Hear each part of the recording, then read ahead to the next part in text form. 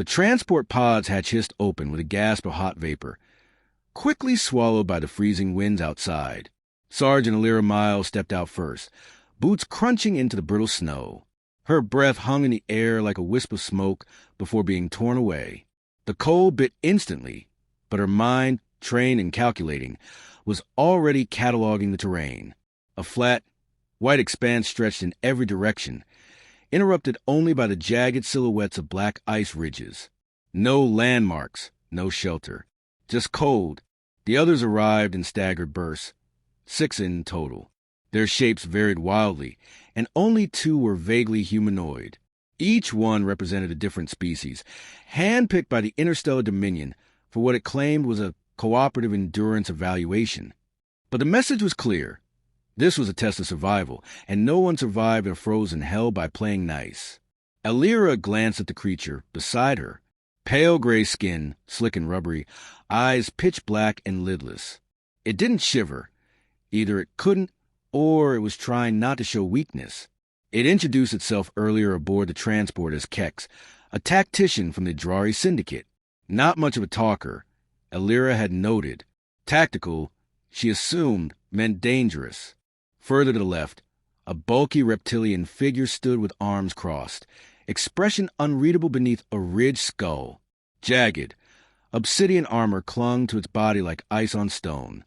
Its name, Oryx, came out in a low growl when prompted, and had been quick to remind the others that its kind had conquered over 40 planets. Alira had caught the boast in a dismissive tone. Confidence or overcompensation? She wasn't sure yet. Near the rear of the landing zone, something squat and hunched over was fumbling with a backpack of strange design. Its face was deeply lined, like dried leather, eyes small and yellow. Drex, it had muttered, from a species known for its underground cities and nocturnal habits. Here, in an endless field of daylight reflected by snow, it blinked constantly and winced. Then there was the white fur giant. It hadn't said a word since stepping out. Nearly 3 meters tall, its shaggy coat rippled with each gust of wind. It didn't bother with gear. Just stood there, staring at the horizon, silent and unmoving. The others kept glancing its way. Something about its presence drew tension like static in the air. Its name hadn't been given, or maybe none had dared ask. Alira checked her wrist gauge. Temperature, minus 62 degrees Celsius. No signs of approaching help. Just a timer, slowly ticking down. 239:47:16. That was 10 days. Welcome to evaluation site Thule 0. A mechanical voice crackled from their shared comms. Objective, survive, evaluation parameters, not disclosed. Resources, local. With a soft chime, the comms cut out. No more instructions. No guidelines. Just cold and time. Alira didn't hesitate. She dropped to one knee and began unpacking her kit. Compact thermal blanket. Emergency stove. Nano lighter. Minimal supplies, but enough for a temporary heat source. She wasn't trying to play the hero, just survive. The others could interpret the situation however they wanted. Kex crouched near her, observing silently. After a moment, it said, "You're starting already. Every second we lose heat," Alira replied. "I'd rather not be dead before the sun even dips." Kex didn't respond, but didn't walk away either. Drex fumbled with the container, spilling its contents into the snow. Alira watched his hands shake, fumbling to scoop things back into the bag. He wasn't going to last long. Oryx didn't offer to help. Instead, he stepped up to the rest and said in a voice thick with disdain, "I suggest we split up. This site is a trap designed to test our limits. Grouping together only increases failure points. You think walking off alone will keep you alive?" Alira asked, without looking up. "I know it will increase my chances," Oryx snapped. "No one's stopping you," Kex said coolly. "But let's be clear. If you freeze to death out there, I'm not wasting energy dragging you back." Oryx grunted and stomped away, snow crunching beneath his heavy steps. Alira managed to get a small flame going. It licked at the frozen air, fighting to exist. She shielded it with her body as best she could. Kex handed her a thin shard of transparent metal from its kit. She slid it into the stove side, creating a windscreen. "Thanks," she said. "It's logic," Kex replied. "If you survive, my odds improve." A snort came from Drex as he settled in a few feet away. "You're all assuming we'll last days. I give us 20 hours. "You're free to make it shorter," Elira muttered. Then, for the first time, the white-furred creature moved. It approached slowly, leaving massive footprints in the snow. Everyone fell silent. It knelt beside the fire, its enormous hands hovering near the flame, but never touching. Its breath fogged the air in slow, measured bursts. Elira offered her thermal blanket without a word.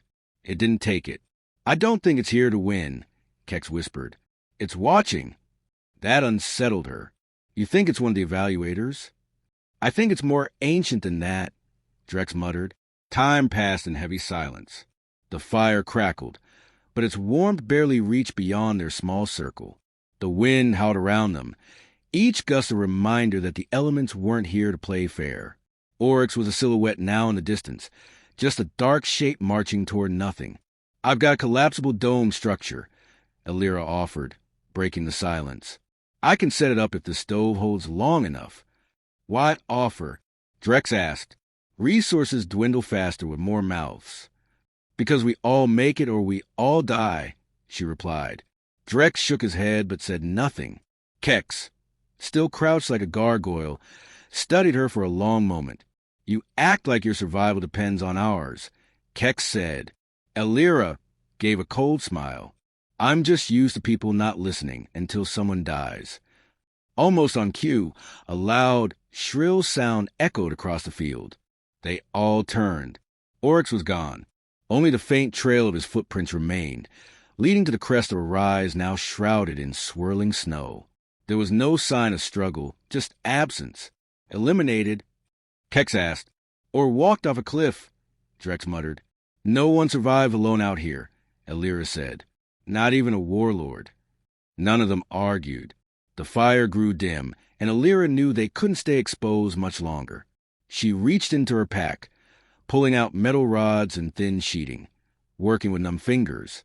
"Setting up shelter," she said. "If anyone wants in, help me stabilize the base." Kex helped. Drex reluctantly followed. The white-furred being simply sat there, its face unreadable. As they worked, they didn't speak. There was a rhythm to the effort now. Survival made strangers into something else. Not quite allies, not quite enemies. Something in between. By nightfall, a crude dome stood against the wind. Inside, it was cramped, but it held the heat. Elira stared at the flickering shadows on the ceiling. The white-furred being hadn't entered. It remained outside, still watching the fire, still unmoving. "What do you think it wants?" Drex whispered. Elira didn't answer. Her eyes were on the timer again. 2:38:12:34. 1 day down. 9 to go. Outside, the wind howled like it had a voice. Inside, there was only breath, silence, and the faint hope that warmth could be a strategy. The shelter was small, its walls a patchwork of scavenged materials and quick thinking. Elira had done what she could, but even with her skills, it was hardly a fortress. The wind outside screamed, whipping the snow into jagged waves that threatened to bury them all. Inside, it was warm, just enough to stave off the worst of the cold. But it wouldn't last long without constant attention. They had maybe 20 hours.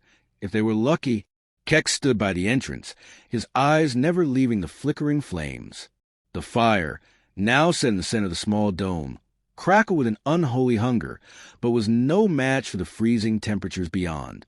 Elira kept glancing at the timer. 2:37:52:11, the hours dwindling away in a silent, relentless march. Drex sat hunched near the far wall, cradling his knees to his chest.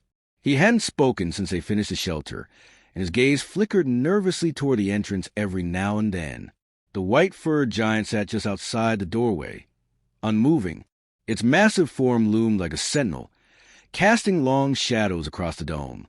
It hadn't spoken either, but it didn't need to. Its presence alone seemed to fill the room, like an unseen pressure pressing against their minds. Elira broke the silence, her voice steady but tired. "We'll need more fuel." The fire won't last long if we don't find supply. Drex gave a short, humorless laugh. And where do you think we're going to find that? The entire area is barren. There's always something, Elira replied. We just need to look. We can't sit here waiting to freeze to death. Kex nodded in agreement, his black eyes reflecting the firelight. There are a few things we can scavenge. Nothing worth much, but enough to keep us alive for a little longer. We should go together, Elira said, turning toward Drex, or we risk getting picked off one by one. Drex's shoulders tensed, but he didn't argue. Fine. Together, then. The white-furred giant shifted slightly, as though it were aware of their plans. It didn't move, didn't speak, but its eyes glowed faintly in the dim light, reflecting a quiet intelligence. Elira couldn't help but wonder if it was the only one who truly understood the danger they were all in. I'll go first, Kex said, stepping toward the opening. His voice was calm, detached, like everything in the world was just another calculation. I'll scout ahead. You two follow. Elira hesitated, but nodded. Kex was efficient, if nothing else. She grabbed her pack and signaled to Drex, who still looked uneasy. They had no choice. If they stayed put, they'd freeze. If they ventured out, they might die anyway. But at least there was a chance, however slim. The cold hit them like a slap in the face as they stepped out into the open. The wind cut through their clothing, freezing the exposed skin almost instantly. Elira pulled her jacket tighter, her breath coming in sharp bursts. Kex was already moving, his steps quick and purposeful, leaving no trace in the snow. Drex lagged behind, struggling to keep up. Stay close, Elira ordered, her voice barely audible over the howling wind. They moved forward in a line, Kex leading them through the snowdrifts, his eyes scanning the horizon. Drex muttered under his breath, cursing the cold, cursing the situation, but Elira didn't stop. There was no room for weakness. Not here. Not now. Minutes passed, stretching into what felt like hours. The snowstorm didn't let up. The world around them was a blur of white, the ground below their feet treacherous and uneven. Kex moved with fluid precision, his boots leaving no mark in the snow. Elira followed, her gaze sharp, searching for anything that might be useful, anything that might keep them alive. They reached a ridge after what felt like an eternity. Elira stopped to catch her breath, her heart pounding in her chest. Drex had fallen behind again, breathing heavily. His legs were unsteady, and it was clear the cold was starting to get to him. Kex turned, his expression unreadable. We're close, he said, pointing to a small cluster of rocks half buried in the snow. There's shelter there. Elira nodded. They had no time to waste. They moved toward the rocks, trying to stay low, out of the wind. As they approached, they saw it. A small, hollowed-out section beneath the rocks, the entrance barely visible under the snow. It's not much, but it'll do, Elira said, crouching down. We can store what we find here. Kex knelt beside her, his eyes scanning the area. Let's make it quick. They began digging, uncovering bits of metal and twisted debris buried in the snow. Elira didn't care what it was. If it could burn, they would take it. Drex was growing more agitated, his movements jerky and disorganized. Elira couldn't afford to babysit him, not with the storm growing fiercer. She kept her focus on the task at hand. Minutes later, they had enough to start a small fire. Kex lit the kindling with ease, his hands quick and sure. The fire flickered to life, casting a warm glow on their faces. It wasn't much, but it was something. They gathered around it, huddling close for warmth. We need more, Elira said, her teeth chattering. We won't last long with just this. Kex didn't respond, his eyes fixed on the flames. Drex, on the other hand, was visibly panicking. His eyes darted between the fire and the storm outside, as though he was afraid the wind would swallow them whole. This isn't enough, Drex muttered, his voice rising in pitch. It won't be enough. We're going to freeze. Elira ignored him, focusing on the fire. It was the only thing keeping them alive right now. We have time, she said, her voice steady. We just need to keep moving. But Drex wasn't listening. He stood up, his movements erratic. No, we can't stay out here. I'm not going to die in this hellhole. Kex finally spoke, his voice as cold as the air around them. You're going to die if you don't calm down. Drex turned on him, eyes wild. You think you know better? You think your survival skills will save us? We're all going to die out here, and you... The words were cut off by the distant sound of something heavy crunching through the snow. It wasn't the wind. It wasn't the storm. It was something else. Elira's head snapped up, her senses on high alert. Kex's expression remained unchanged, but his eyes flicked toward the noise, calculating. Drex froze, terror spreading across his face. The white-furred giant was coming toward them, its massive form moving through the snow like a shadow. It didn't speak, didn't slow down. It simply advanced, its eyes glowing faintly in the darkness. Elira stood, her muscles tense, her mind racing. They had no choice but to face it. Kex took a step forward, his voice low and dangerous. Stay behind me. Elira didn't argue. The giant was here, and there was no running from it. They would have to fight, or they would die. As the creature loomed closer, its breath coming in heavy, rhythmic bursts, Elira felt the weight of the moment settle in. This was it. No more second chances. The giant stopped just a few feet away, its massive frame towering over them. It stared down at Elira and Kex. Its eyes flickered with something that could almost be described as curiosity. Elira's heart pounded in her chest. The storm raged around them. But in that moment, it felt as though the world had paused. Are you going to kill us? Drex whispered, his voice barely audible. The giant's gaze shifted toward him, then back to Elira. It didn't move. It didn't speak. It just watched. For a moment, everything was... The fire was dying again. Elira pressed her gloved hands closer, feeling the last flickers of heat struggle against the creeping cold. Her fingers ached, her skin tight and raw despite the layers. They'd been back in the shelter for less than 2 hours, and already the warmth they fought so hard for was vanishing like breath in the storm. Kex had disappeared shortly after returning, slipping into white silence without a word. Drex hadn't said anything either, but the twitch in his jaw and the way he kept pacing in tight, agitated circles made Elira feel like she was in a shrinking room. She sipped from her flask. The water was half frozen, slush crunching between her teeth. That was the least of her problems. The storm outside had worsened. Visibility had dropped to near zero. They were trapped again, shelter or not. It felt like a coffin. I saw it, watching, Drex muttered suddenly. It didn't leave. It circled back. Elira didn't look up. I know. It didn't speak. It could. I saw it thinking. Felt it.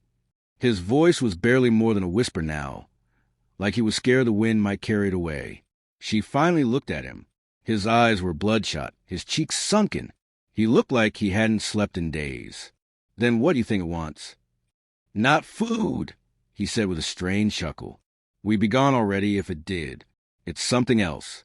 Something old. Elira didn't respond. She had her own suspicions, but there wasn't enough to go on. The white-furred giant hadn't hurt them, hadn't spoken, but its presence lingered like a shadow pressed to the skin. A watcher, maybe a judge. The entrance flap rustled, and Kex stepped in, brushing frost off his shoulders. He looked colder than the wind outside, his expression harder than usual. In his arms, a bundle of metal tubing and worn cloth. Fuel, barely enough for half a night. I found a wreck, he said. Old mining drone. Dead. But I stripped what I could. Was it moving? Elira asked without thinking. He paused, eyes narrowing. No. She nodded. Good. He dropped the materials beside the fire pit and crouched to feed the dying flames. Sparks jumped up in protest, catching on the scraps. The fire hissed, then flared weakly, casting long shadows across the walls. For a moment, it almost felt like safety. We can't keep doing this, Drex said, pacing again. We're going to run out, even with the drone wreck. There's nothing left. We'll find more, Kex said. You keep saying that. Drex snapped. But what if there isn't more? Then we die, Kex replied simply. Silence settled, thick and heavy. Elira stood slowly. Her joints cracked from the cold, her muscles stiff and aching. We need a plan. If we keep scavenging randomly, we're just burning time. There's something out there. That creature, it's not just wandering. Kex's gaze sharpened. You think it's leading us somewhere? Or warning us? Either way, it's more than just a monster in the snow. I say we kill it, Drex muttered. Get rid of the unknown factor. You try to kill it, Kex said. You better make the first shot count. Alira shook her head. No, we don't provoke it unless we have no other choice. Right now it hasn't attacked. We keep that line intact. What do you want to do? Drex asked. Talk to it. If it speaks, she said, then yes. If it doesn't, we follow. Observe. It's the only thing that survived out here this long. Maybe it knows something we don't. Kex said nothing, but the lack of protest was as good as agreement. Later that night, while Drex dozed fitfully in the corner and Kex stared into the fire like he could see through it, Alira watched the storm through a crack in the wall. She saw it again, just a shape in the distance. White on white, still as a statue, always watching. But it didn't approach. In the morning, or what passed for morning in this eternal dusk, Alira made a decision. She dressed silently, strapped her pack tight, and took only what she needed. When she stepped outside, the cold wrapped around her like chains. But she kept moving, boots crunching over frozen ground. It didn't take long. The creature was waiting. It stood by a ridge of ice, a tall spire-like structure twisted by wind and time. When she drew closer, it didn't react. She stopped a few paces away, breathing hard, heart slamming in her chest. Why are you following us? She asked. Silence. I know you understand. You've been watching. You know what we're trying to do. Still nothing. Alira took a slow step forward. Help us. Or tell us what you want. We can't keep doing this. Finally, the creature moved. Not toward her, but around, walking in a slow arc that brought it beside the ridge. Then it pointed. A single massive hand, extended toward a dark slit in the ice. A cave. Alira's breath caught. What's in there? No answer. But the creature turned and began to walk away, disappearing into the haze. When Alira returned to the shelter, she found Kex waiting just outside. You were gone too long, he said. I found something. Or it showed you something, he corrected. She nodded. A cave, South Ridge, covered by ice. Kex considered her words, then turned toward the entrance. We move at first light. If it's a trap, we deal with it there. Inside, Drex stirred awake. He didn't speak, but his eyes followed Alira with suspicion. She didn't blame him. Trust was as thin as the warmth in this place. They prepared to leave in silence, each of them carrying only what they could afford to lose. When they finally stepped out, the cold met them like an old enemy. But this time, they moved with direction, toward something, toward answers, maybe, and far behind them, on the edge of the white, the creature watched once more. The cave yawned before them like the mouth of some ancient beast, its breath a slow exhalation of bitter cold and silence. Alira stood at the threshold, her gloved hand brushing the frost-lined stone, gaze flickering toward the place the white-furred giant had pointed to. It hadn't returned since that night. Or perhaps it had, only not in ways they could see. Kex stepped in first, methodical as ever. His boots crunched softly on the icy floor as he swept a beam of pale light from his wrist lamp across the interior. The cave descended in a tight, narrow slope, unnatural, almost deliberate in shape. Alira followed, Drex behind her, grumbling under his breath. They moved deeper, the wind quickly muffled by the cave's curves, replaced by a strange hush, like the world itself was holding its breath. The temperature didn't rise, but the absence of the gale was a relief. The walls glistened with layers of frozen condensation, smooth in some areas, chipped in others. It wasn't just ice and stone anymore. It was worked, carved. Alira ran her hand over a jagged edge. This wasn't formed by nature. Kex nodded. Tunnels, vents, maybe, or a structure buried in ice. A ruin. Drex's voice cracked with tension. Built by what? Kex didn't answer, because the answer lingered in all their minds. Not by humans. Not by anything they'd come here with. Something older. something that endured where nothing else did. They pressed on. The corridor bent suddenly, revealing a wide chamber carved from layered blue ice. In the center stood a spire, twisting, translucent, faintly humming. Strange glyphs pulsed along its sides, flickering like embers frozen in time.